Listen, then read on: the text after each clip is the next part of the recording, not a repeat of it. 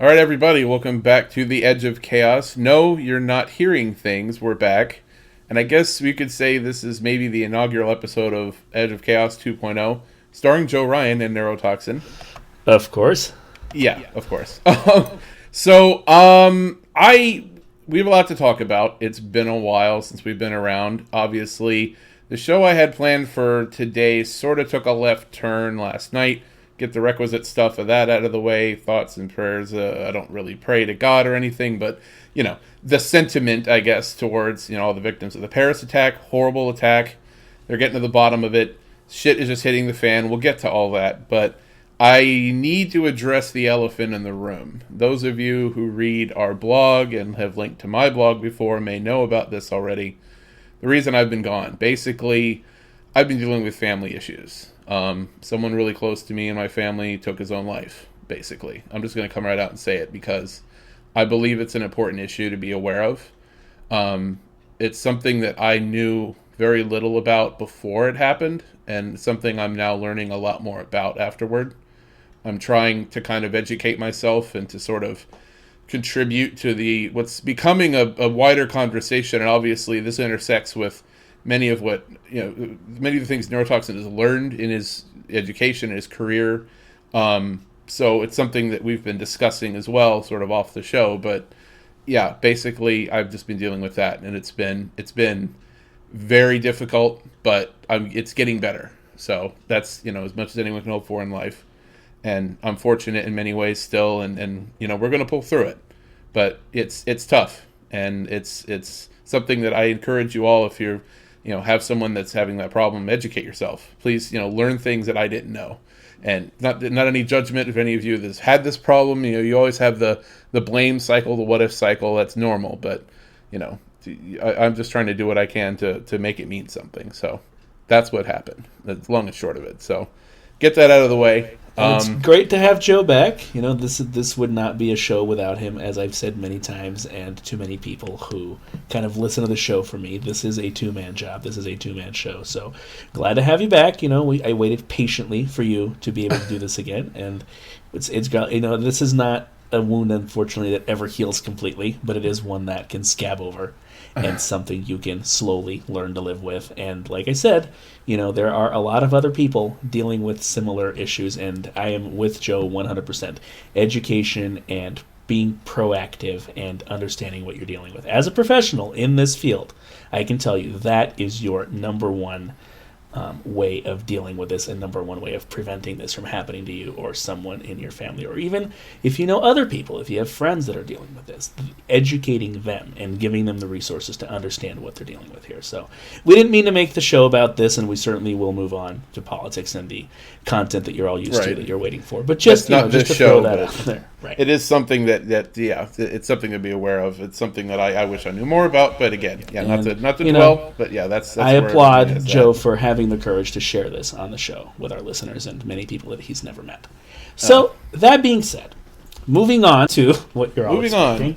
This is also for me breaking the hiatus that I took about a month ago, and this is completely unrelated to Joe's absence. As most of you noticed, we didn't have shows because I cannot do one-man shows, but I've been posting actively on the blog and participating and carrying on with that side of it. But I decided to take a few weeks off simply because I found that the approach that I was used to with politics simply was not cutting it anymore.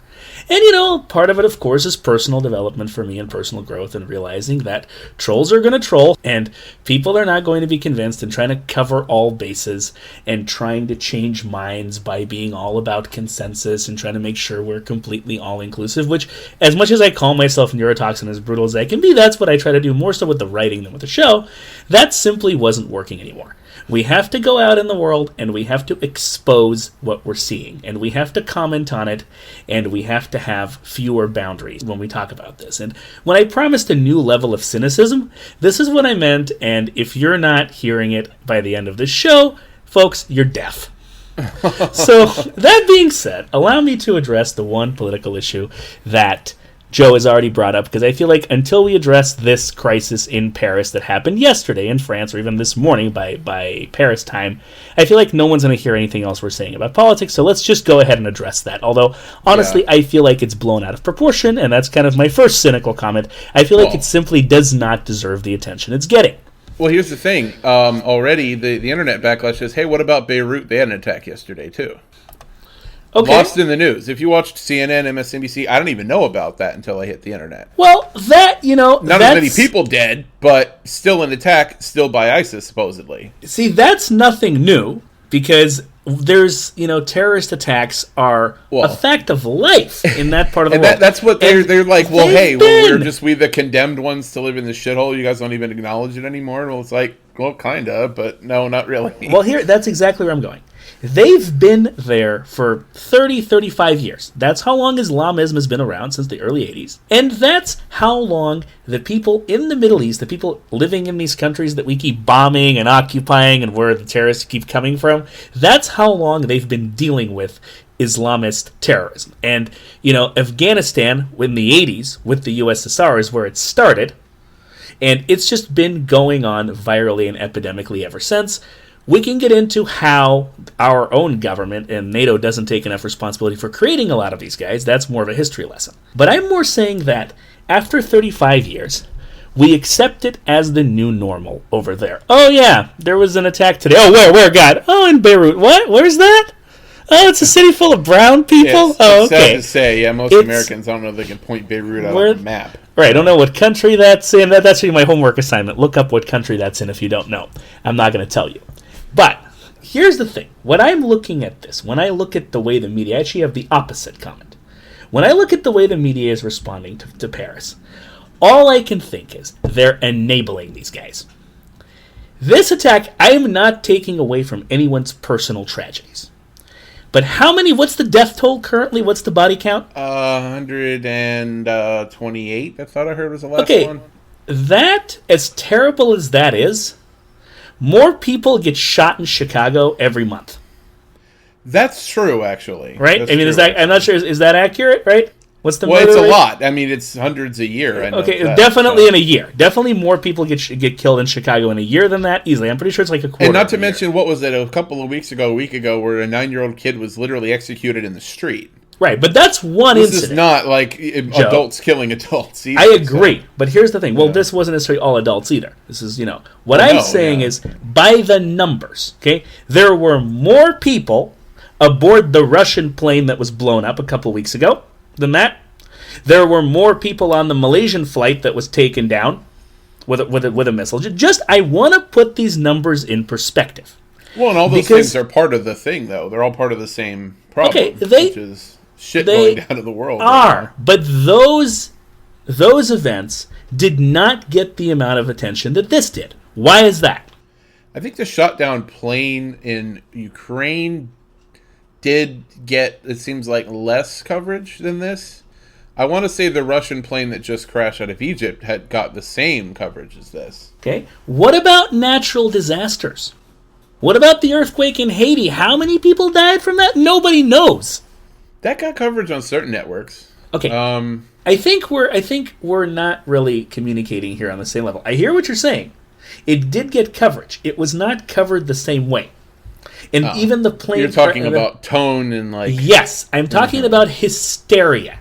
Pure, simple, oh my God! The news loves them a good disaster. Okay, but that's the thing. We don't respond this way, even though the news, to earthquakes and tsunamis and planes falling, whether they were shot down or it was an accident. We respond this way to acts of terror when it was clearly intentional, and usually when one of the victims saw the eyes of one of the aggressors before they died. Why do we do that? That's exactly what these cocksuckers want. You realize that, right, Joe? Yeah, well, I mean, what is ISIS other than being very outward and demonstrative with their whatever the fuck it is they're doing? Has there been any official source that attributed this to ISIS? You keep saying ISIS. I haven't heard this. I've been pretty busy. The headlines have claimed responsibility, but then again, they claimed it for the Russian plane. They also said they killed JFK, didn't they? It almost seems like there's just enough armed idiots in the world now doing shit and just determined to do stuff like this. And then afterward, of course, ISIS, quote unquote, whoever that actually officially is, will say, "Oh yeah, we did that." I'm waiting for the day. Right, I'm waiting for the day that 2 or 3 different groups claim responsibility for the same attack. Like ISIS claims it, Al Qaeda, who hates ISIS, claims it, and then like the Hezbollah and the Shia that are with Assad claim it. All 3 of them claim it. I thought that happened to one of the things that happened in the last year. I think that may have happened once. So there's 2, not 3, and it wasn't something that, like, it was something that happened in the Middle East, so it wasn't something a lot of people paid attention to. I do remember vaguely something like that. My point is, it ties right into what we were saying, the fact that we don't even really know who did it, but we just kind of assume it's ISIS, and they play on that assumption. Oh, definitely. I hate to say this, folks, but this is the new normal here in the Western world, in the U.S., in Western Europe. It's not just the normal in Baghdad anymore, or in Saudi Arabia, or in Afghanistan, or in North Africa. This is now normal in the West. If we're to start listing the acts of terror in just taking the United States and the western side of Europe, for the last 5 years, we're going to get into double digits easily. Easily. Well, and you know, the Boston bombing is counted amongst those. Absolutely, it was the same thing. That was Islamic extremism. I mean, well, they don't have to be Islamic, by the way. Just acts of terror, right? I mean, Breivik, he killed how many children? If you go back even 20 years, I mean, you know, Timothy McVeigh, that was terrorism. Okay, it wasn't Islamism. But... Okay, so first of all, let's define terrorism. Now, there's a million definitions for that word. My favorite one is... It's a twisted up word. A terrorist is someone you don't like that's as violent as you are. That's my favorite. But in reality, it's called terrorism because it's intended to create hysteria. It's not an act of war. It's not about the killing or the destruction or the violence. It's about terrorizing people. And this is why you can be a terrorist without being violent. If you call in a bomb threat to your local school, there's no bomb, right? That's still terrorism, right, Joe? Yeah. You get what I'm saying. Definitely. So by responding in this manner specifically to this kind of behavior, we're giving these assholes exactly what they want. So it sounds really cynical and really negative to say this is the new normal. But I feel like if people thought that way about it, there would actually be less of it because it'd be less effective. Be like, okay, well, and you know, I hate to go back to George every time, but this is exactly what, it's funny. It's exactly what he said. It's not funny, actually, but it's exactly what he said in 1997, where he's like, you know, even if you make airplanes completely safe, terrorists are just going to attack other places that are crowded. Well, there you go. Yeah, you know? It's amazing how that happens. If you think about it, do you need to pass through a metal detector to sit in a sidewalk cafe? No. Careful now. Don't give the DHS any ideas, Joe. They weren't even patting down people going into that concert venue where 112 people got killed. That they said. They show your ticket and go. They even do that much here. At least. Actually, what I read on the on Russian news sources surrounding the plane from Egypt, it was a little charter plane. It wasn't even an airline. It was just a plane that this tour company chartered for the purpose of flying people to that part of Egypt. And the airport there is really shitty, and they're notorious for having shit security. We're really spoiled with the security here in this country, and like maybe if you've been to Western Europe, it's the same thing. But a lot of places in the Middle East, you have these shitty little, just commuter airports that are very small. And there's no security at all. It's the other extreme. There's no metal detectors. They just leave the luggage laying out in a room for a couple hours. Anyone can just come up, place a bomb. It's like that George Carlin stand-up on airport security, only flipped backwards, right? Right. That almost happens there. And it just makes you sleep well at night, seeing how our TSA just got, a 95%, negative rating, that they missed 95% of the test things that were sent through. Well, like I said, we have a system for looking like we're doing our jobs when we're not. It at least is, I guess, the equivalent of sticking a protected by security system thing out on your lawn, even though you don't actually have a security system. Yeah, that's basically what the TSA is. I agree with you 100%. But over there, this airport, it's in the Sinai Peninsula. There's not really a lot of rule of law there. There's an ISIS affiliate there. It's a mess. No sign, yeah, exactly. Right. So, and they're not, airlines don't actually, like major airlines don't fly to that airport for that reason. They don't need the liability. It's a small-time gig. It's a small-time outfit. And then we talk about they're going to target places that are not well protected. Well, there you go. Yeah. Right? Exactly. And honestly, like I toyed with the notion of living in the south of France. You can have that region right now. And I know that, like, we're not exactly, totally safe over here. But hard to think that, and quite honestly, here's a real problem. Like you mentioned, it's going to create terror. Yeah. Do you think that hard right nationalist group in France maybe got some more supporters behind this shit? Yeah, sure, just a few people. Just a little. Yeah. Marine Le Pen is sitting there going, okay, this is opportunity. Never let a good crisis go to waste in politics, folks. Yeah. Hillary Clinton knows about that. Anyway, yeah, it's really scary, and that's not the only country having nationalist problems right now. Denmark is another. I think Sweden is another. Europe, yeah. Greece is another one. Yeah. Germany, yeah. Last time that happened, last time nationalists were marching around Germany, don't think that turned out very well. Yeah. I need to consult my history books. But. Yeah. Here's the thing. I agree with you completely. But again, it's hysteria. If there's any place where people are not fans of Nazis and nationalism, it's Europe. I've been all over Europe. They're not popular anywhere. But then again, what could make all of Europe come together and basically re-embrace such tactics than when the brown people start streaming in, which is exactly what those guys are telling people. Well, right, which is not even true. If you look at most of these acts of terror, whether it was the Kouachis, which is the last act of terror in France with the Charlie Hebdo, or the Tsarnaevs here in French. Boston. They were born there. Right. Yeah. Those were French-born citizens, and these guys were naturalized citizens. The ones of the Boston Massacre, or the Boston bombing, Boston Marathon bombing. And then these guys, it is the preliminary reports I've seen have all said returnees. So they're all people that are either born in France or have lived there for a very long time, just like I've lived in the U.S. for a very long time. I wasn't born here. So when you hear people talking about, oh, you see, we shouldn't let in the refugees, excuse me, what are you talking about? What do the refugees have to do with this? It's like it's shooting the postman because the milkman banged your wife. Well, here's the thing. Uh-huh. I think I could see if you were a terrorist, let's say, like if someone were a terrorist. I'm not saying you specifically. I'm just saying the general you. If someone were a terrorist and you wanted to sneak into a country and you knew you couldn't, or you're on a list or something, you'd kind of put yourself in the crowd of people running across the border, wouldn't you?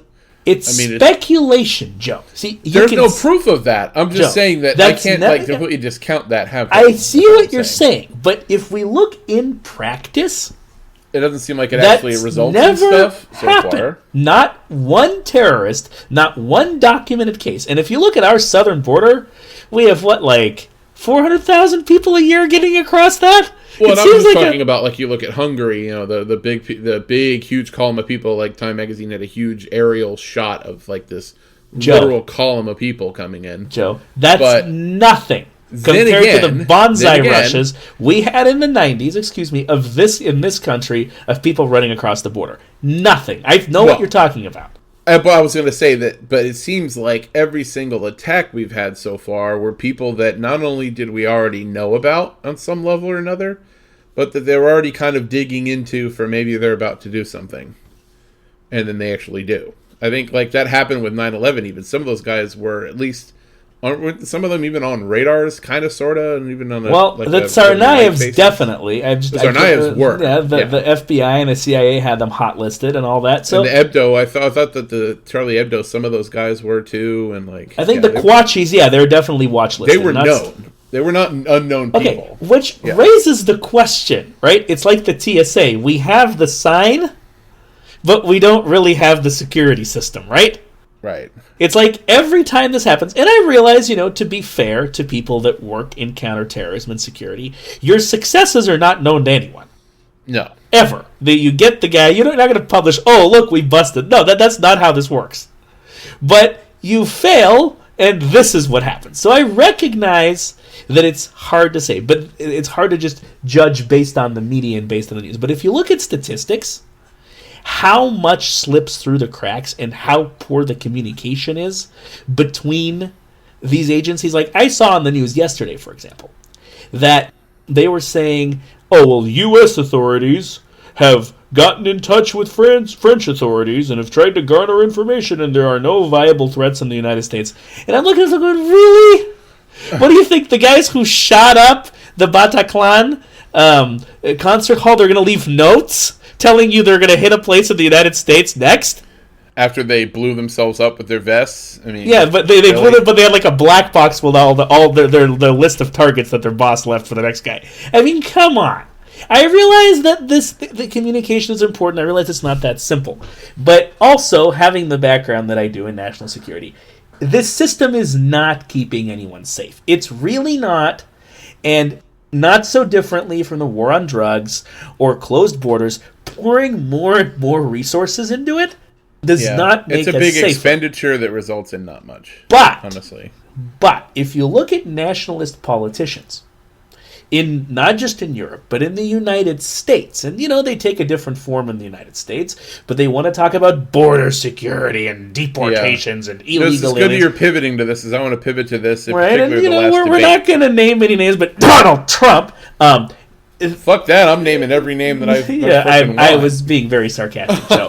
But they talk about this very loosely, very with a lot of generalizations. We need more completely ignorantly. Right. And but because you have this mass hysteria, because you have this mass ignorance, because you have idiots running around there and saying, oh, you see, this is why we shouldn't take the refugees, but the refugees didn't even do this. What are you going to, you're going to deport, now you're going to deport naturalized or natural-born citizens because they're a certain religion? Is that your suggestion? You need to look into how this country got started, honey bunch. I guess looking at it logically, if they want to get rid of all refugees because of what happened in Paris, technically speaking, that would mean they'd have to get rid of you. Actually, they need to get rid of you because you, sir, are of English descent, and why did the Puritans come to this land? You see what I'm saying? Yeah, I know. Yeah, it is. No. By the way, those internet videos of American Indians going to immigration rallies, and there's this one where the guy's literally screaming at them, going, "You're all illegal! Get out of here!" But it's true. Yeah, it's true. Basically, if you're looking at it from a safety perspective, and you're saying, okay, we're going to start discriminating people based on religion, because that's what a lot of what I see here is Islamophobia. Because sure, let's just do that. Why not? That won't result in a slippery slope, will it? Not at all. This country was started by people that were running from religious oppression in Europe. I know. And then you had Eastern European Jews. All it takes is time and circumstance to turn that on its ass. Come on, how stupid can you get? And it doesn't work. There's zero reason to believe that that's going to succeed. You've got 1.6. Remember that number, folks. You'll be tested on it later. 1.6 billion Muslims in the world. So if you think you're going to convince me that because a few idiots do this, that we should be afraid of 1.6 billion Muslims, you need your head examined. Come on now. Think in numbers a little bit. If 1.6 billion Muslims really thought and behaved like this, what would the world look like? Yeah. They wouldn't need to be shooting up theaters and blowing themselves up. I can tell you that. 1.6 billion? I mean, Hitler never had anything close to those kind of numbers behind him. Neither did Stalin. Neither did any Chinese emperor. Neither did the Roman Empire. Just think about that. It's a lot of people. Just, the generalization in this is just, it's sickening. And further, every time we go to war in the Middle East, here's another little factoid. We have more Muslims that are on our side than we're fighting against. If we're in Iraq and we're going after Al-Qaeda in Iraq and we're going after, all these extremist groups in Iraq and ISIS now, who is on our side in Iraq? Who are we representing? What religion do you think all those people are? Right. We're in our coalition. We have Saudi Arabia and Kuwait, right? And the United Arab Emirates and Qatar. What's the dominant religion in those countries? Could you remind me? Because I forgot. Yeah. Well, if there's a different sex. But anyhow. There is, but it's not even... Usually they're the same sect. Most of those countries that I named, Sunni Muslims are the dominant sect, with the exception of Iraq. And Al-Qaeda and ISIS are Sunnis. So even there, yes, you have sectarian Sunni versus Shia warfare. Most of that those are not extreme Islamists. What I'm saying is people need to educate themselves on the different types of Islam and Islamic fundamentalism versus non-fundamentalist Islam, rather than just saying, oh, Islam. I understand. I realize it's easy. Which is what Bill Maher has become, basically. Oh, God. Please don't bring him up. You can name other names. Let's leave him out. I want to pivot to the candidates, the Republican candidates. Do we have to? Yes. I'm so burned out on that, Joe, and we haven't even talked about it on the show. So one thing about this break that's been nice is not having to come up with a way to talk about these, I'll say, idiots for the most part. But and of course, Friday before the Paris thing happened, we got the news that Trump, the Trump bandwagon finally hit Crazy Town. It was on the road to Crazy Town. Whoa! You're saying it wasn't there? No, it wasn't there yet. I think it finally reached downtown Crazy Town. He literally went ape shit in Iowa and called his rival Ben Carson pathological. Said he had a disorder, compared him to a child molester. Said he was a liar. Called him out on this stupid stabbing story. I'm not even going to get into it, but basically he went off his shit and called Carly Fiorina Carly what's her name and called Iowans stupid. Yeah. Safe to say that it hit a tree and went into a ditch. Thank God. Anyway, I want to see the poll results after this. I can't wait. But yeah, next week, that should be interesting. But and right as we come up on Iowa too. What an idiot. Okay, here's the thing that concerns me, and this makes me really upset with one doctor. I'm using doctor in quotes because he certified himself, Dr. Rand Paul. Now, I was willing, for the record, and I think I said this on the show. I don't remember right now. I know I said it to you personally off the show. I was willing to maybe help him out, Rand.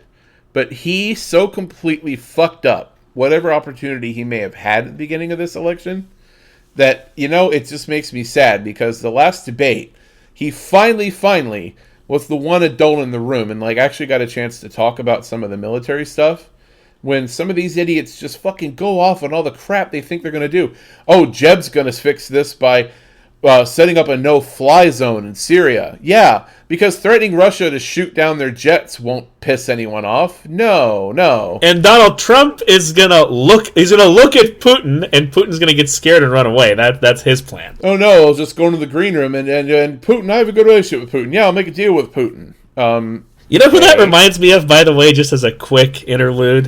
You remember when Dennis Rodman went to North Korea to free the American, and he asked, what's his name? I call him Little Kim Jong-un, to do me a solid. That's about the level of diplomacy we're talking about there. Just so we're on the same page. That's his relationship with Putin right there. Well, and here I just I listened to this stuff and literally. They're not going to be happy until we start another war, a full-on war over there. And it's looking at it one way, why is it that we get so much direct animosity? Well, could it be that we can't stop meddling over there? Why is ISIS even there now? What is ISIS? Well, aren't they the Shia remnants of Saddam's old homeboys and stuff like that? No, that's not what they are. Actually, that's plain inaccurate. When Saddam was in power, as bad as Saddam was, we have to remember we put him there. But leaving that alone, there's this picture of Donald Rumsfeld smiling from ear to ear, shaking his hand. Yeah, we should put that up on Edge of Chaos on our Facebook page. But if Saddam was a secular military dictator, right, and one good thing he did, the reason we put him there, when we put him there, was to keep all the Islamofascists under control, both Shia and Sunni. He had those guys so tight by the balls, they couldn't even reproduce. And there's a reason that you needed a guy like that to keep them under control. Because you have Iran next door, which is the breeding ground for Islamic fundamentals. That's where it all started, but they're Shia. And then you have Al-Qaeda, which started essentially in Saudi Arabia, but then they went to Afghanistan. That's the Sunni side. Also funded by the U.S. Well, right. We funneled money to them to fight the Russians, but then they went ape shit. They went rogue on us. So, and if you look at Iraq and Syria, those countries, they're, former Ottoman Empire. They're extremely segregated in Sunni Shia terms. And then you have others, you have the Kurd areas and the Yazidi areas and all that. And segregation, as we learn in this country, until you get people to live together, segregation is going to breed hatred, it's going to breed bigotry, it's going to breed animosity. So this is extreme. I mean, we think we're segregated in this country. You have not seen segregation until you've been to Iraq. There's literally everyone in one place is a Sunni, everyone in other place is a Shia. You're simply not going to survive if you're not that. People just don't understand how backwards this is. So if you have a country like that, that's kind of, put together, especially Iraq, the way it is, it's a Shia, it's 3 former Ottoman colonies, or Ottoman republics, and they're all different. One's Kurd, one's Sunni, one's Shia. And the Sunni one was chopped, I believe, in half, and the other half is with Syria. They would instantly start killing each other. And it's not like everyone there would be involved, but all the fundamentalists on all 3 sides, and that includes the Kurds, by the way, they're more nationalist than they are religious, but they're there. They're called the PKK. It's like the last communist guerrilla movement in the world, right? They would all start killing each other and start a civil war. And that's exactly what happened the moment we removed Saddam. Exactly. And you and I and other friends of ours, we used to talk about this in college, that the moment we leave, that's what's going to happen. Iraq is going to go to shit. Yeah. So what the Republicans are saying, they're blaming ISIS, Obama hold on, for leaving. let me, really quickly, let me finish this. So ISIS is just the Sunni fundamentalists going to the extreme of the extreme. They started out as part of Al-Qaeda, and they broke off. Those guys came in, and a lot of them came from other countries. They're not from Iraq. Once Saddam went away, and then we went away, and it just created a power vacuum. Because if you create a power vacuum in a place like that, you think you're building democracy. This is what you're building. Just that's all I have on that. Well, and that's so, and it's stupid. Here's the thing, and Republicans, I know, and not to get too deep into, well, it's a political show. Fuck it, I'll get deep into politics. What's really stupid is that the Republican side wants to act like they don't have this blood on their hands, and obviously, it's hard for them to purge this Bushism. I guess I'll call it the Tea Party-ish side, the Freedom Party-like side. Okay. Or these newcomers, really, of which, let's say, Ben Carson is one, Ted Cruz. There's a lot of those guys up on stage right now. Okay, yeah. But then you have establishment jack-offs like Christie, you've got, Jeb, those guys. Really, it's like they all want a medal in there. They just agree on how and to what extent, it seems like. But the thing that they're all trying to ignore, and they're all trying to pin on Obama and Hillary, who admittedly haven't done a great job maintaining the rest of this stuff, but then again, it's like being given a 1958 car from Havana with like some, chicken wire holding on the engine and stuff, and then blaming them when it breaks down. And it's like, okay, you're the one that fucked it up, Here's the thing. Why the fuck? You invaded Iraq, asshole. You invaded Iraq. You did that. You didn't have to do that, but you fucking did that. You and Cheney and Rumsfeld and all your asshole friends that all got rich off it, you did that. So don't sit back and paint your shitty paintings and act like this shit isn't your fault. At least somewhat. I mean, give me a break here. I have to disagree with you on specifically Hillary. Because she was there all the way. She voted for it. Well, okay. Not Obama. Yeah. Not Obama. No. But Hillary, I've talked about that. And John Kerry. Everyone knows my opinion about those guys. Yeah. No, I've said that before on the show. All I'm talking about is her capacity as Secretary of State. That's all. And that, I feel like that wasn't successful either. But yeah. Here's the thing. That's the thing, is it's a two-way street. And everyone involved in this will spin this. They'll point to someone else and say, "You fucked up. It's your fault." Yeah. And it is. They're right. But that in no way makes it less than their own fault. It's all of your fault. This is the hell of the independent voter. All you people are shitty. You all suck. And the only thing that Obama does right, it seems like, is he doesn't just invade everything. Otherwise, we'd be in Syria right now. No, actually, we'd be in Bahrain. We'd be in Egypt, we'd be in Tunisia, we'd have boots on the ground in Libya, but it's bad enough. Then we'd be in Syria. Yeah, it's bad enough that we were in Libya in the first place. Look how that turned out. It's bad enough. Yeah, that was another mistake. Yeah, and every Republican asshole that gets on their high horse about Benghazi never mentions that part of it. They always want to blame emails. And actually, except for Rand Paul, with the exception of Rand Paul. With the exception of Rand Paul, but I'm talking about like the committee asshole, like all those people, all the radio pundits. It's all about what Hillary knew, what Hillary did. You know what? Fuck Hillary. Fuck her. I don't care. I don't care what she did. She's inept. News at 11. Seriously? Do I need to hear about that for 3 years? And you're burning tax dollars on a useless committee finding that out. I knew that already. All right? Thank you. Next case, please. Why were we over there is the question. Why were we bombing that? Why are we committing? He was there without even asking Congress about it. We made all this noise about, we're not just going to go to war again. That is the problem. Is that we're, and it was an amazing moment, getting back to my original point here. It was an amazing moment. All these idiots talking about how much they want to stick their dick right in Syria. Just stick their dick right in the freaking hornet's nest. And Rand is sitting over there going, are you all out of your goddamn mind? It's not even that. Here. Do y'all have selective amnesia for the last 15 years? Do you ever have, Iraq, Libya, they just don't learn. As much as I'm starting to think, and I've already told you this, that it's inevitable that Marco Rubio is going to be your nominee next year. I disagree completely, but okay. It's starting to look more and more like that. But no, it does not, but okay. The worst moment that Rubio had on that debate stage last week was when Rand was screaming at him, how is adding $1 trillion to the budget for military, material that is useless and starting a new war conservative at all? How is going over and meddling with these places and spending all this money and getting people blown up and killed, how is that conservative? How the hell is that conservative? And what are you going to do over there?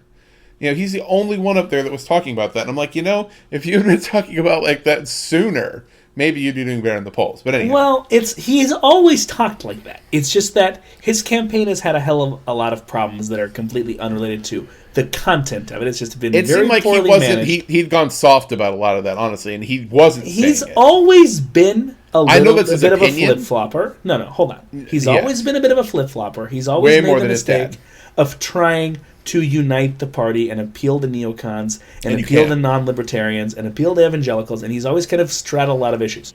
I agree with you. Where I don't agree with you is that that's what's hurt his campaign. What's hurt his... Look at all... He's still way more consistent than everyone else up there. So if something hurt his campaign, that's not it. What's hurt his campaign is just purely technical issues within the campaign, having the wrong people involved at the wrong time. There's some criminals, indictments. Some of them. Well, actually, no, they were. I believe. Most I guess of a few of them were let at off. This point. Yeah, I heard that. But you had a lot of technical problems. He just didn't have the same kind of organization that his father had. He doesn't have the same connections. He's a very shitty public speaker. So between those things, he's just had a shitty campaign. Now, I've worked on enough campaigns that I know that content and message are different things. Now, that being said, I'm really glad you brought this up, because when I'm looking at this, I guess the elephant in the room is partisanship. The parties really don't exist anymore. I'm sorry, but if you're screaming, oh, Republicans this and Democrats this, by default, you're wrong. And you know why? Because if you listen to Jeb, what he wants to do for ISIS, and you listen to Hillary, what she wants to do, they're pretty much the same plan. They might as well run on the same ticket. They might as well be running mates at this point. When Jeb inevitably crashes and burns, maybe he can be Hillary's VP. Yeah, that if there's wouldn't that just be perfect? That'd be great. I really, Wouldn't that be perfect? Clinton Bush. Can you imagine that shit? No, I want to see that. That's never going to win. It'll be great. That's great. That's we've jumped the shark as a fucking country, and that happens. Yeah, really. Next year, President Hillary, Vice President Bush. No, it's not going to. That ticket would not win, Joe. You heard it here first. No, I'm with you 100%. But here's the thing: those two idiots, and I can't stand either of them, so I'll say that. I'll use that word, no problem. Have a lot more in common with each other than either of them has, either with Rand Paul or with Bernie Sanders. Or even with Ted Cruz or Ben Carson, for that matter. What's really funny is Rand Paul and Bernie Sanders agree on a lot. But they also disagree on a lot. With Hillary and Jeb, I really can't find a lot of things they disagree on. I mean, their Venn diagram, there's barely separate areas. It's basically one circle at this point. Wait, right? That's not a Venn diagram. That's a sphere. What is that? Yeah, exactly. It's got it's got a couple little ears here and there. It more has to do with who's holding their leash. All right, it's Dick Cheney on that side, and we don't really know who it is on this side. I'm not sure I want to know, right? I'm sure the two people holding the leashes are golfing buddies with each other. Oh, absolutely, yeah. They kind of laugh about ha ha, my Hillary's still in the race, and your Jeb Bush is falling apart. By the way, can you imagine a more snore-inducing debate next year than fucking Hillary and Jeb? I just want to go to the mountains and forget there's an election if that happens. But I'm sorry, but Joe, we've been talking. You've been saying for years that's going to happen. I've been warning you people, but it's not happening. Jeb's in single digits. He's done. Thank God. That at least him for sure. And I'm not even sure about Hillary. Let's talk a little bit about Bernie Sanders. I've been wanting to address that man, and I feel like a third reason, a very important reason, that Rand Paul has not come as far as we expected him to, is because a lot of that grassroots support with younger voters that was behind Ron Paul, his father, is now behind Bernie Sanders. That's not the only support Bernie Sanders He's got all that excitement but around him. A lot of it is there. Now, he's also got a lot of support that Ron Paul didn't have. But Bernie Sanders has really thoroughly impressed me with his campaign as much as Rand Paul has depressed me. And it's interesting to me, that debate, there's only been one Democrat debate, right? Correct me if I'm wrong. There's just been someone. There's only been one official, and then there was like this MSNBC candidate forum, which Rachel Maddow hosted, but then Saturday Night Live promptly made fun of the next night. And I thought that was a perfect thing that they called it with the fake Rachel Maddow. Said, a forum is basically a debate that nobody watches. Oh, okay. Great. So there you go. That's great. Yeah, but really, okay, so there's been one official debate. And I feel like a lot of what you just said about Rand Paul versus some of these assholes with their warmongering, Hillary and Bernie were every bit as different from each other. And you have Hillary basically defending all of her mistakes, acting as if they were triumphs. Right. Okay, she gets asked, hey, you were in favor of TARP, and you are the one that put this bank conglomerate together, right? And you're friends with them. You go there, I went over there and told them everything's going to collapse right before it did. Thanks, Hillary, we really appreciate that. We really needed you to tell us that. And then they wanted to. They were talking about not so much Benghazi, they were talking about Libya and Iraq, and how Hillary Clinton is in a unique position where she's involved with both of those things. Right. Like you wouldn't. I can't think of a shittier choice for president than her. Honestly, I can't think of a politician that's so effectively and consistency she's so fucked up everything she's been involved in. Right. So. And she's been involved with all of the same oligarchic fucking bullshit that supposedly so many people are upset with. We've talked in the past ad nauseum about how I don't think she stands a chance at the presidency, and I'm not going to regurgitate that. I encourage you to go listen to our older shows. They are available.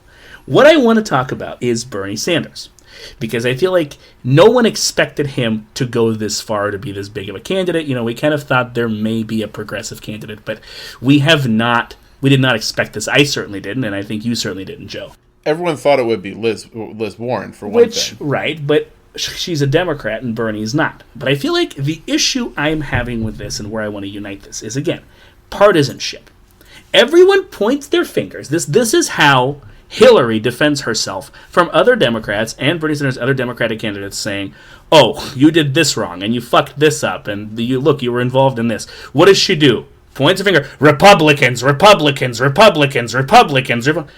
Okay. And then what are Jeb and Marco Rubio and Donald Trump doing? Obama, Hillary, Benghazi. Obama, Democrats, Hillary, Benghazi. Are you fucking kidding me? They're basically blaming each other for having been involved in the same thing. It's like when two people have unprotected sex and they end up picking up each other's STDs and the woman is pregnant. It's like saying, it's your fault. No, it's your fault. Right. Really? I mean, takes two to tango. Yeah, I know. Right. So, I love this idea that we're just so. It's so far past any kind of issues or substance. It seems like when you hear these guys talk in the debate, especially, or when you hear these idiots when they show up on an AM host talk show or whatever. Jeb was on the phone with Hannity the other day, saying how he, as a governor that was a Republican that helped his state and who's an outsider of Washington. Now, pause just a second and let that one seep in. The guy who said in his speech where he officially announced, even though he was basically running for 4 months before that, when he said, I met my first president when I was born and my second one when I was taken home. That guy is saying that he's an outsider governor that should be elected president. Are you fucking kidding me right now? I mean, seriously? And it's just how far we've gotten now from facts. People, they'll outright lie on that debate stage, and no one challenges them on it. Even to the point where, like, CNBC, and admittedly, that CNBC debate was a disaster. That was a hack job of the highest order, and mostly because those idiot hosts, they couldn't even get them properly on their bullshit. Where they let Trump, for example, go, oh, I don't know, you guys write this stuff, when they hit him with the, Zuckerberg's personal senator comment. It's on his website. They didn't even come with the right information. So it's like no one seems willing or able to puncture these guys' bubbles of bullshit. I'm going to disagree with you, and I'm going to disagree with you very simply, but I need you to actually not interrupt me for this one. Okay, it's very simple. If NBC were to actually start asking these Republicans substantive questions, the answers to these substantive questions, very rightfully, if they were actually reasonable answers, would implicate every Democratic candidate with the exception of Bernie Sanders. You start asking them about the disaster of the Iraq War and all the corruption. God, we haven't even gotten into that. We haven't even begun to talk about the Iraq War and the things we're finding out about it now. With the amount of waste that went into that war, with the expenditures where you send people trucks, and I mean in Afghanistan you had the $43 million gas station that doesn't even work, all the supposed nation building. It was just a gravy train for military contractors. And when you look at that, and you look at the amount of this, and then you think about how many veterans from that war that are traumatized, that we have living in the streets, and I've met many of them that are killing themselves. This is it's disgusting. It's like, disgusting. This is embarrassing. This is I said that on Veterans Day. Right. I added to our thing. Yes, I wanted to. I want to. We support veterans by not wanting to create new ones. Anyway. Right, and that right. But if you start questioning Republicans on that, and you should, especially Republicans, whether they're career politicians or not, that want to stick their dicks in Syria and Iraq, which basically is a single place at this point. Basically. If you start questioning that, you're immediately going to implicate about 3/4 of the Democrats that are still involved in politics. John Kerry, Hillary Clinton, not so much Obama. Obama maybe to an extent, but he's at least a little more cautious. We have to give him a little credit for that. But some of these old-timers that have been there for 30, 40 years, every one of them has blood on their hands. Yep. Every one of them is involved, even if they're involved simply by, we had a vote in favor of George W. Bush and his war because the people wanted the war and we felt scared. You know what? That's not an excuse. That's not an excuse. Maybe you weren't going in there thinking, I'm going to make millions. Okay, that doesn't make it okay. That's not what you were sent there to do. And if the coast start asking the Republicans those kind of questions, Hillary's going to look bad. And they're basically, I hate to agree with all the Republicans, I think it was Ted Cruz specifically that said this, that they're basically a super PAC for Hillary. But that's what they are, and they're not a super PAC for the Democratic Party. They're a super PAC for Hillary. And Hillary is the number one person that's going to look like shit if they start questioning the Republicans on that. But the same thing happens on the other side. If Fox News or any of these Republican candidates actually start attacking Hillary for what she deserves to get attacked for, which is being a whore for the banks, all her involvement in the war profiteering, and just the complete disaster that her foreign policy has been, right? Totally. And then some of the corruption involved, just some of the other things she's done. If they start questioning her on that, you point one finger and three are going to point back at you, Jeb. It's your brother, everyone you know personally, everyone that's on your Christmas list is going to be implicated in the exact same thing. Even your grampy who profited off the Third Reich, for that matter. And that's why, this is why we're so far removed from facts. Because everyone's guilty. None of them, they pretend there's a difference between themselves, and the only difference is partisanship, and they just desperately cherry-pick things from the other candidate that don't implicate themselves, and then what's the other candidate doing? The same thing backwards. It's despicable. But what else do you expect them to do? It's like the system has just gotten to be so rotten to me. It's hard to be interested in it. I guess on an active level. The hope that I have, and you have to hear me out here again, is that we do have probably a record number of non-career politicians and non-establishment candidates on both sides of the aisle Obviously, we have Bernie Sanders. Of course, some of them are morons like Ben Carson, and yes, I just called a doctor a moron. That's not the point. I don't think he's a moron. I think he's crazy, but that's beside he's just delusional. But that's not the point. He's very smart. But even though it's Ben Carson, I didn't say they were all necessarily qualified or apt to be president. I mean, you want to talk about moron Donald Trump. Well, that goes without saying. Right. But all of these guys, and Bernie, and Rand Paul, and even Ted Cruz to some extent, they are, and Fiorina, they are political outsiders. And they are all very different from each other, but they are not people that you can implicate in some of these things we're talking about, some of the fiascos of the last few years, because they haven't been involved. No, I'm not saying they're qualified.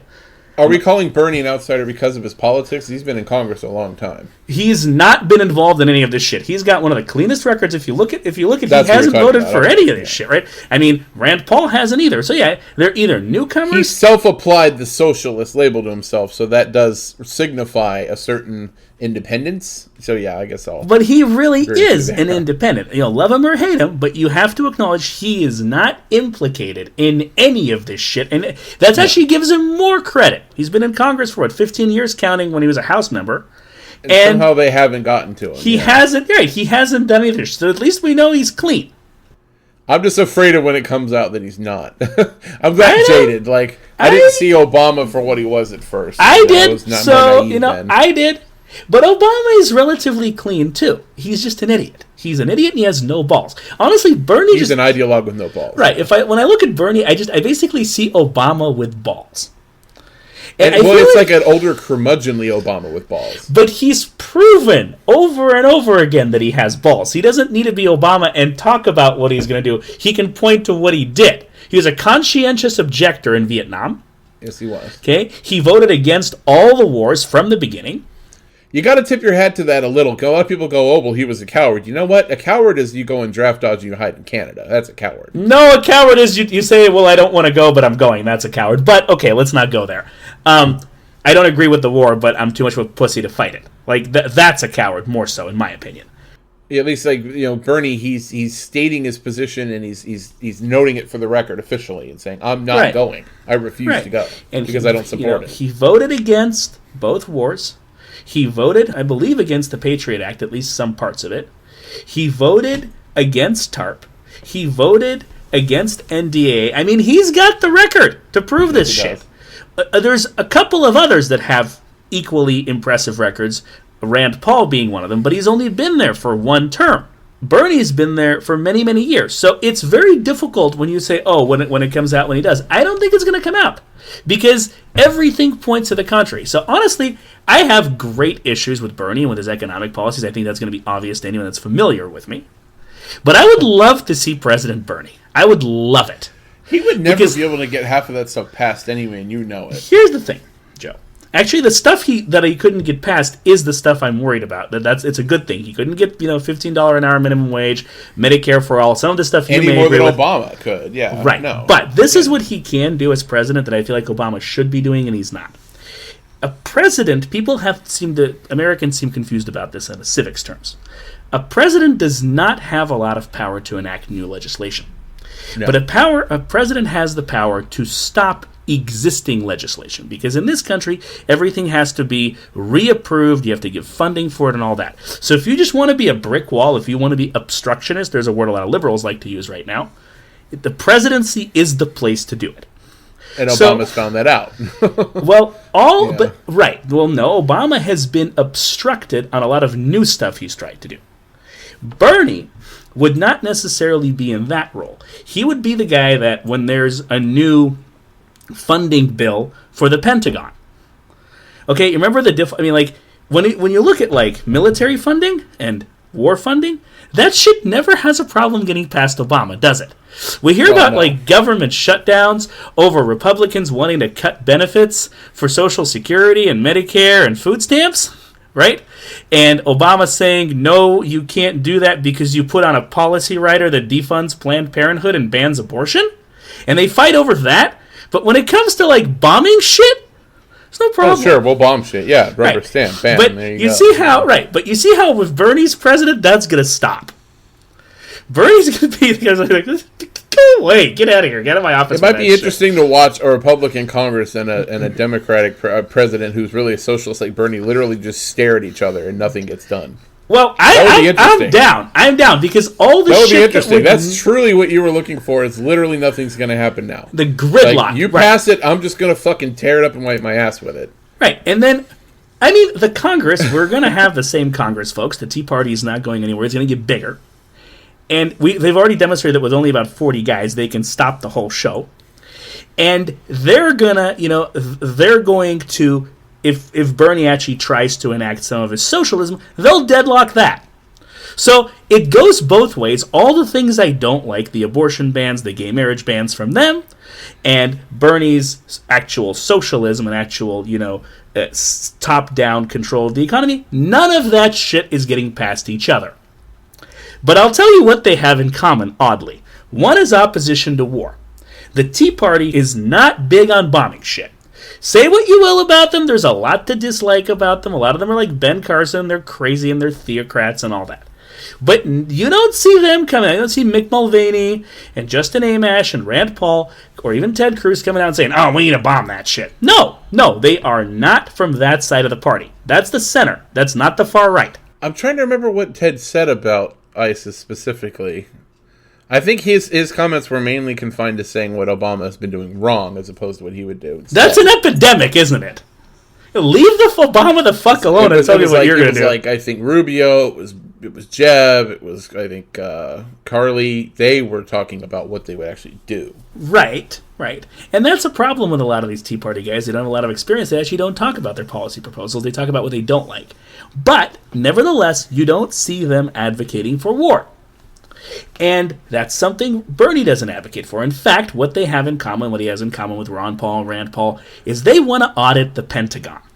Yes, they do. That is decades overdue. In fact, there's a point, we've talked about this on an earlier show, in the 90s, where a legislation was passed that every department and every state agency has to be audited. I believe it's every 5 years.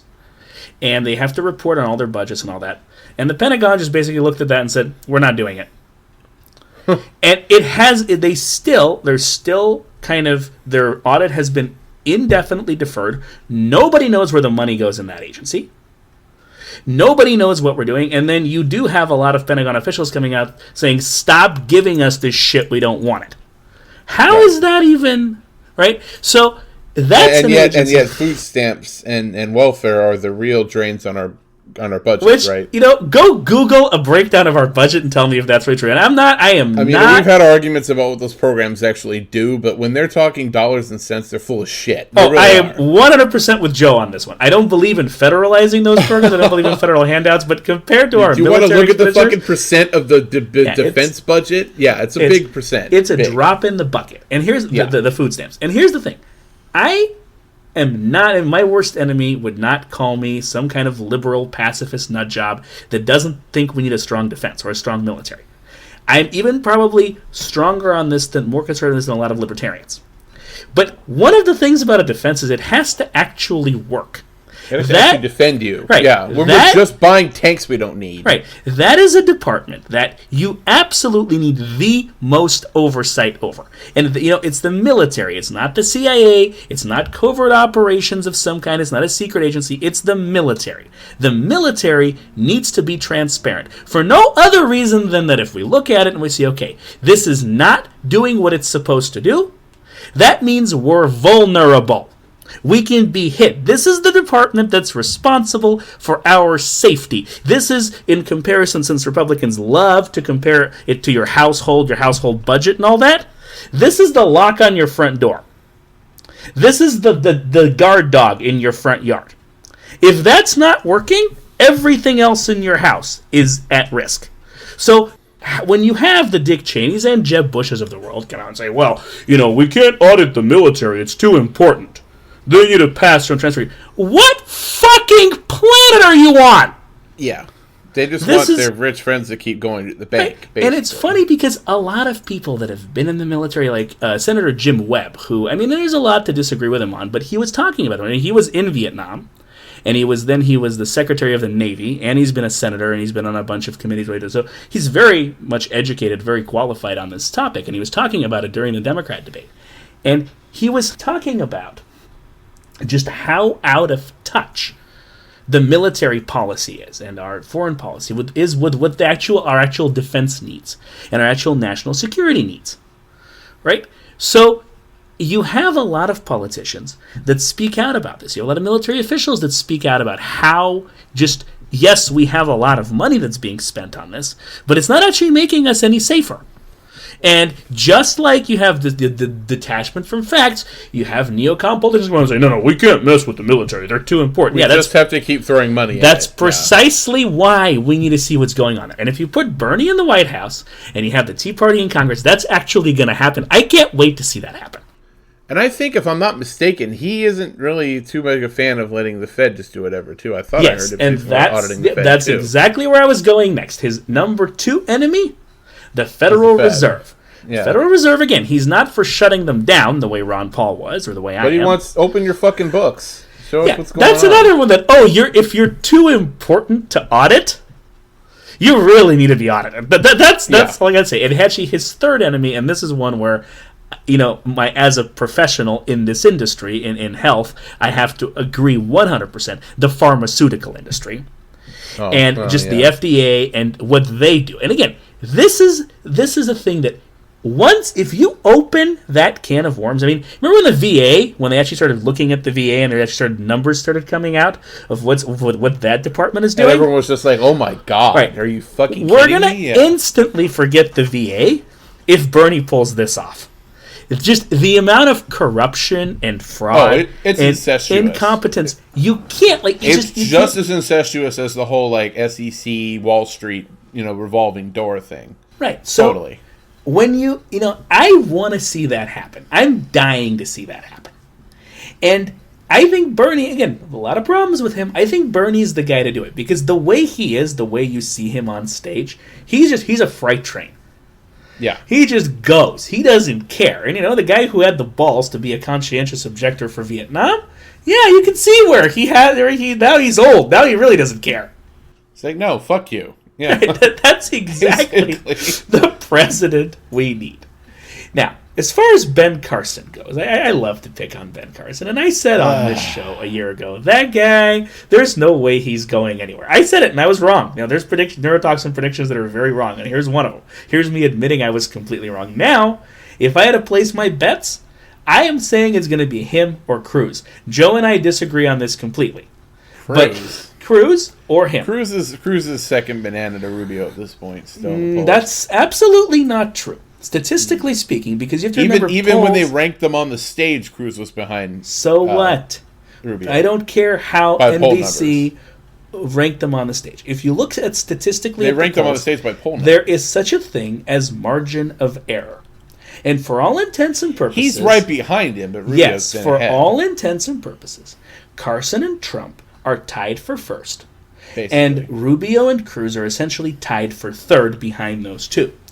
And here's another interesting factoid. And I think that, in 2014 we saw a preview of this. A lot of these polls are going to be horridly inaccurate. We're going to find, I am a big fan of polls. But I think that a lot of the pollsters, a lot of them are media organizations and universities. They have lost their capacity for effective sampling. They'll figure it out. They'll do new samples. But this happens every 30, 40 years. You hear about the infamous Dewey defeats Truman headlines and all that. But that sampling method worked until that point. There's a reason they were so wrong. It's not like they were just wrong out of nowhere.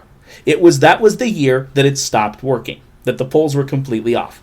And we saw that in 2014 when all the polling and polls of polling predicted very competitive elections, and then you had a massive Republican sweep. The sweep was not the surprise. The fact that the polls were wrong was the surprise. So I feel like this time, if you think of candidates like Trump and Rubio, their supporters are far more likely to be represented in polls because these are polls of people that patronize the mainstream media. They're polls of people who are involved in mainstream activities. Carson's and Cruz's followers are more like evangelicals, survivalists, people who do not engage very easily. They're not on the call list. They live off the grid. So I feel like if they're tied, in reality, Carson's probably about 5% ahead of Trump, and Cruz is about 5% ahead of Rubio.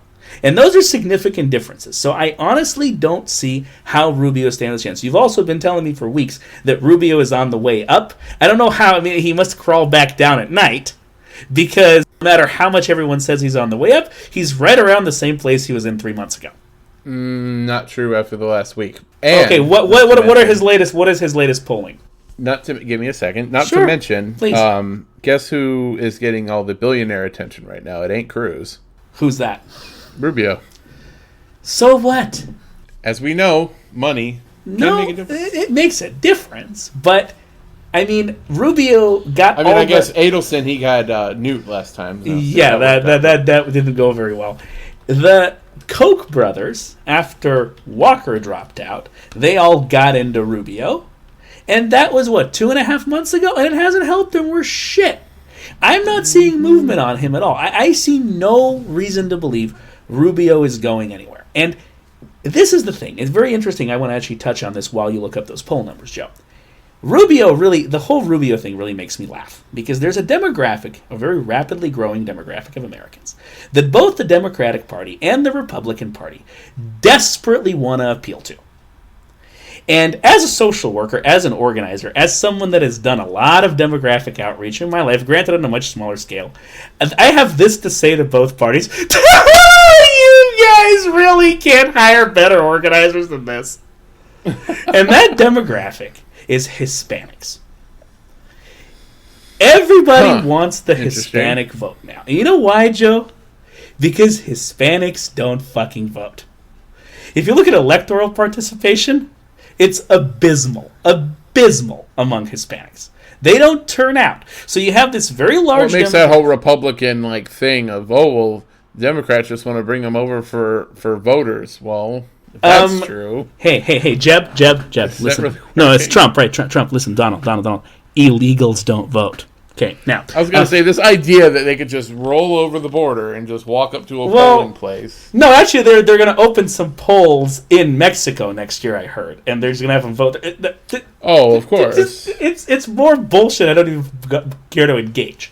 But Hispanics, I'm talking about citizens. These are Hispanics, some of whom have been here since before it was the United States. We forget this place, California, that place where you are, Texas. They're all Mexico at one point. Just a thought. When you want to send all the Mexicans back to Mexico, they don't actually have to go anywhere. Just I can't stand the xenophobia and just the fear of Hispanics and they're taking over. This was Mexico before it was the U.S. If anyone's taking over, it's not them. Anyway. It's interesting that I was reading a population, I guess you could call it a prediction. There's one in three people in the U.S. is going to be Latino by 2050.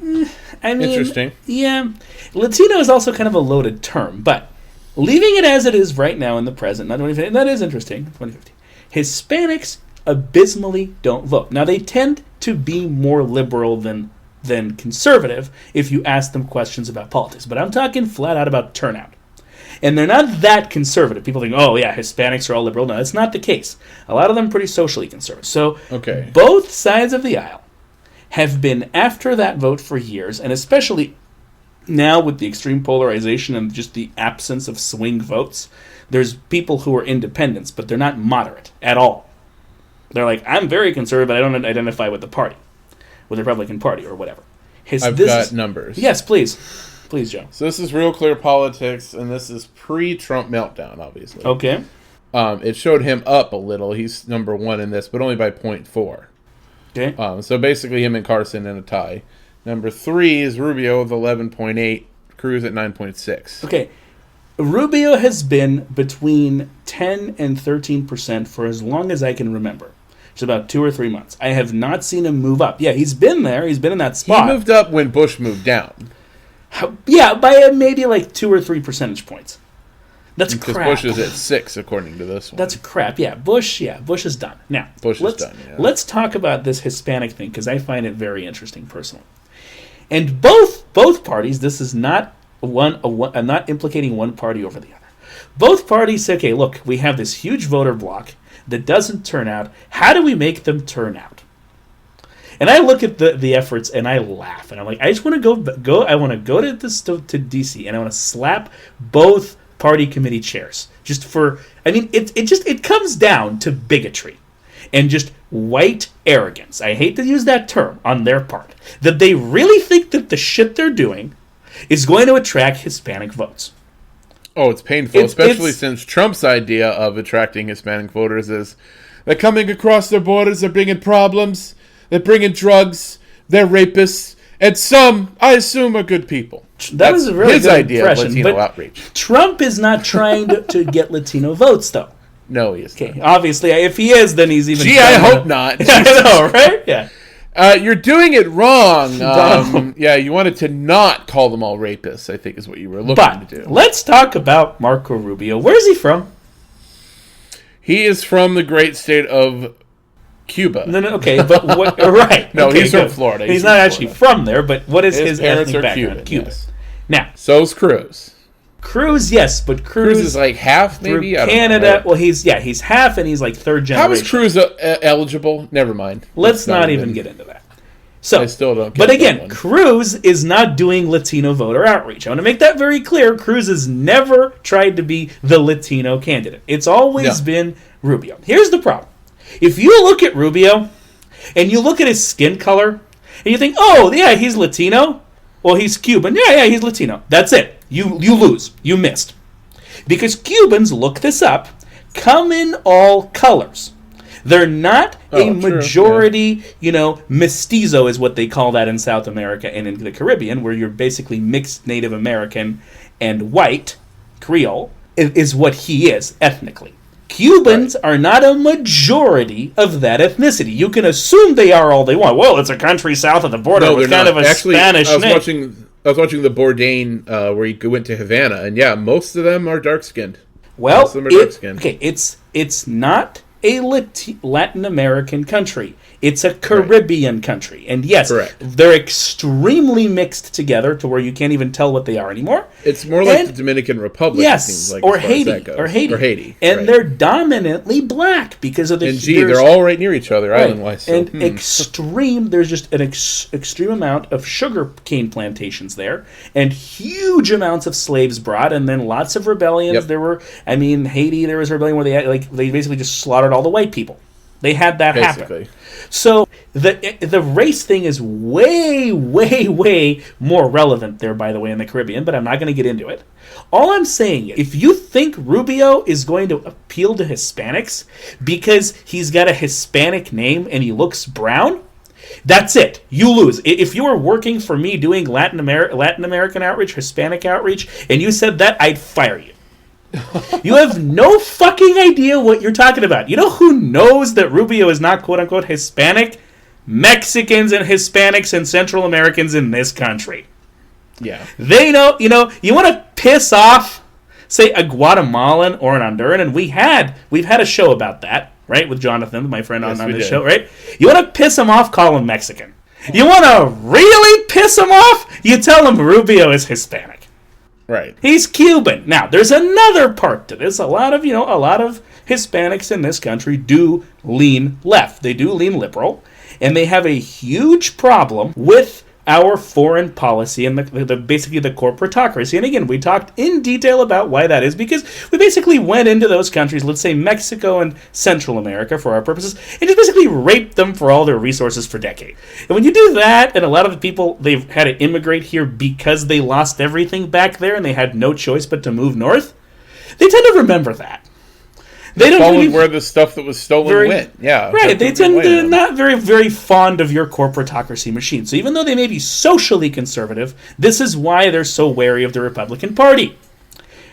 Rubio is a descendant of Cubans who escaped Cuba when Fidel Castro came to power, the one successful revolution that lynched our puppet dictatorship in Cuba that was doing exactly that. And I'm not a fan of Fidel Castro by any stretch of the imagination. But this is why a lot of Hispanics are not fans of the Cuban community in Florida.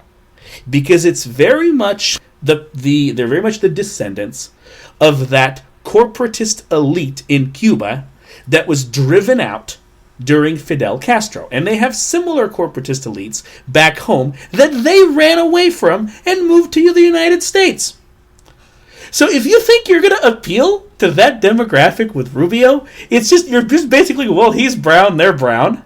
His name sounds Spanish. What does that mean? It means brown, right? No, it doesn't. No, it's just as racist as anything. Exactly. You know? It's like hey, really he's your guy, right? No, dude. You really think that's going to work? You're an idiot.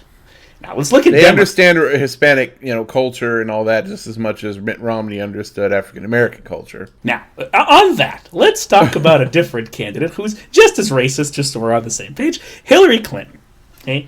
Her attempts now, she hasn't been as big on trying to get Hispanic voters in my experience, although she's had a couple of, basically her approach is I'm going to have politicians and celebrities and artists and, what's the fourth one? Athletes come out in my favor and endorse me that are of the matching ethnicity.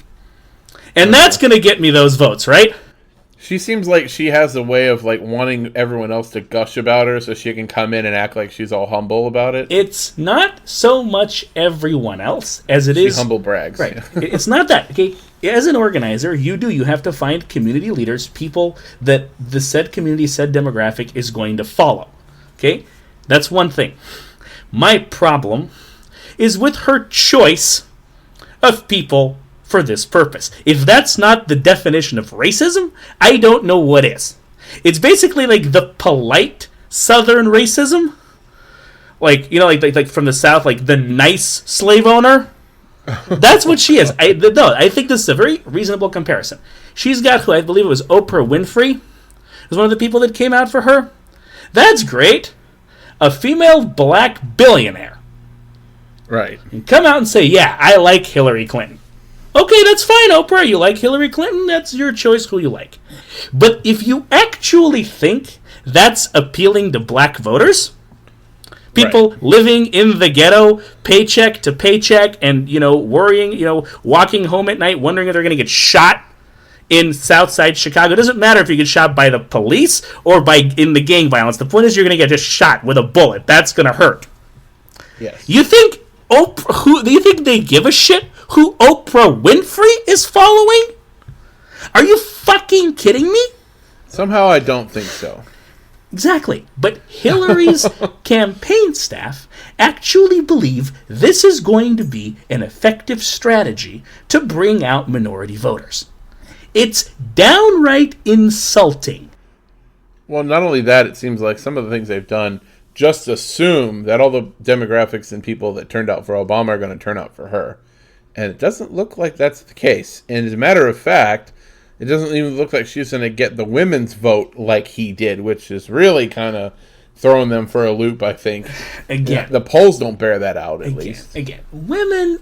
It's a very interesting. That's a whole different show. Does she act like she can get that vote, by the way, just because? It's really arrogant. That's really arrogant. Let's put it this way.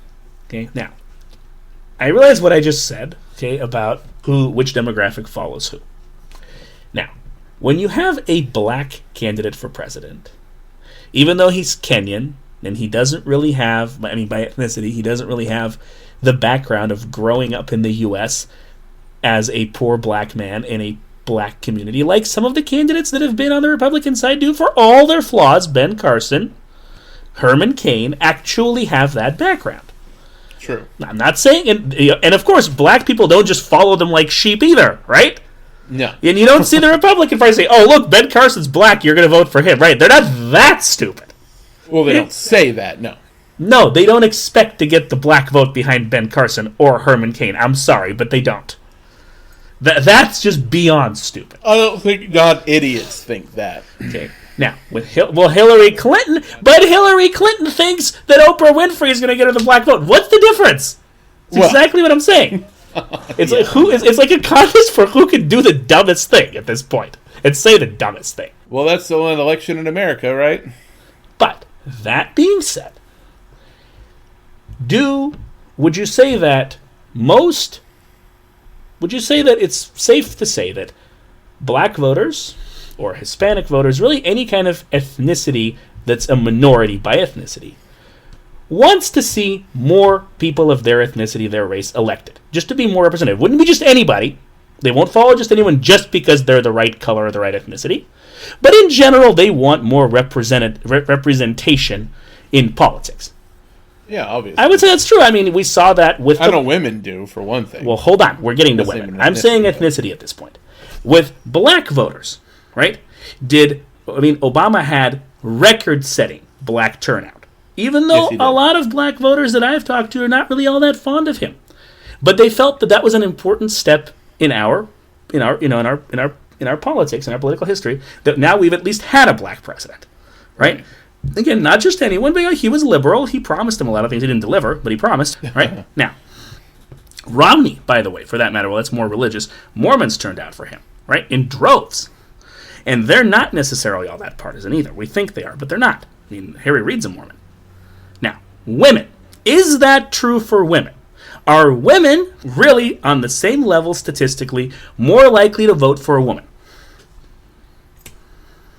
I don't know. I'm going to go out on a limb and risk taking a stance here. This is one of the things I said I'm going to do differently. I'm going to say adamantly no.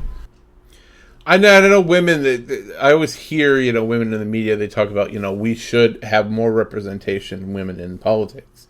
There's still not enough. The committee chair thing has come up in Congress. All the committee chairs are always white guys. They're never women, stuff like that. But I don't think that, like I already said, Hillary just assumes that everyone's going to do that for her. The black community did for Obama, and the polls just don't bear that out. I'm going to disagree with you. I'm going to disagree with you there, okay? The women who are, whether they're conservative or liberal, that has nothing to do with this. Women who are on television, who are celebrities, who are pundits, who are actresses, who are athletes, saying we want more women in representation, more women elected, they are not representative of women in this country as a demographic. I'm sorry, but they're not. Any more than Oprah Winfrey or Herman Cain are representative of black people. That's just plain ridiculous to think that they're representative. They're not. And if you look at statistics, I'm not saying I agree with this. I agree that we need more women in office. That's not the point. That's just me. Women do not necessarily think that way. If you look at the statistically, if you ask a sample of African Americans or Hispanic Americans, do you think more African Americans, Hispanic Americans need to be elected to office and be more represented? An overwhelming majority would say yes. Again, they wouldn't follow just anyone, but they'd say yes. If you ask most women, just a sample of women in this country, that number may still be a majority, but be a very slim majority. It would not be remotely the overwhelming majority that you have by ethnicity. And the reason for that... for Hillary, it's something like 52 or 46. Or that's like that, trash! Yeah. Any Democrat can get that with women. That's trash! Well, exactly. I mean, and that's what I'm saying. Right. But I'm going more on a sociology lecture here. A lot of women are conservative. A lot of women believe in patriarchy. A lot of women don't think that women should be in leadership roles. And I know I'm going to get reamed for saying that, but people, it's statistics. No. It's reality. On Fox News and prove neurotoxin right. I'm not saying it's... Where do they get those women that always bring on all their shows? Right. I'm not saying it's right.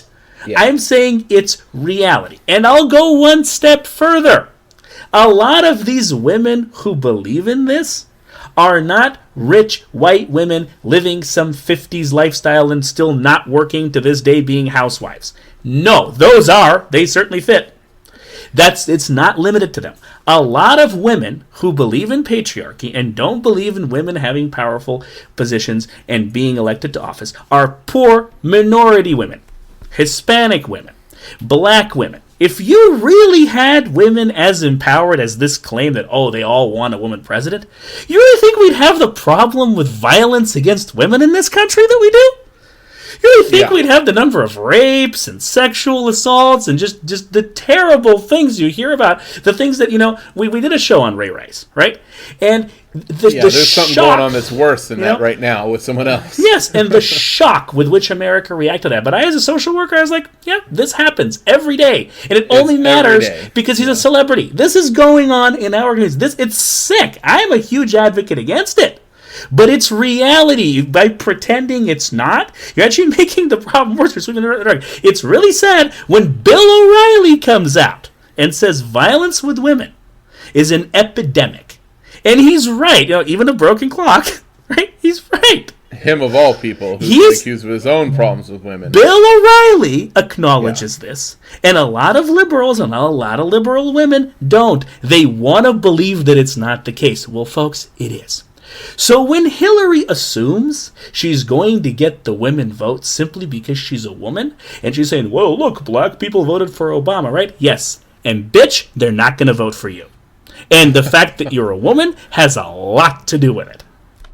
Actually, and that was another poll I've heard, is that there are plenty of women that don't trust other women in power. Thank you. Just outright don't. Like, they were asked the question, like, do you think that women are as reliable or something like that? And then they basically, a lot of them, not a majority, but a lot of them said no. They're like, no, I don't. That whole thing of, like, people think, oh, well, only men think, oh, women are too hormonal. No, not just men think that. No, I'm just pointing that not out. at all. Like, again, it's a common sentiment among chauvinist men. I don't deny that. But it isn't just men thinking it, no. If fewer women thought that, like I said, we'd have a lot fewer problems with misogyny and just violence against women and crimes against women in this country. If fewer women thought that. And I'm not trying to blame the victim here. But I think most, and I have met quite a few advocates in this domain of social work. And a lot of the women that are advocates, they agree that the women who are victims or just women who are surrounded by this, they contribute to it by sweeping it under the rug and, telling their daughters, their friends, their sisters, no, you need to go back with your husband who's beating you. Right. Because he's your husband. Like, are you fucking kidding me? But that mentality, that's not okay. Like it or not, is very strong. It's very real. It's very prevalent. And that's, of course, an extreme. You don't have to think violence against women is acceptable to not want a woman in power. Those two things are not the same. So, I feel like this assumption is really not founded on anything. It's just there are people who want a woman president, and Hillary, because she's completely detached and running a campaign using strategies that were obsolete 20 years ago. Well, not mid-20, 15 years ago.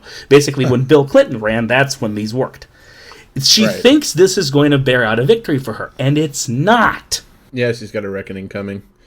I certainly hope so. Yeah, we can wrap up. But again, the other thing, actually, just to throw this in, what I said about who's represented in polls as far as Trump supporters versus Carson supporters, absolutely true for Hillary and Bernie as well. I'm not saying Bernie is going to start winning one primary after another, though he may.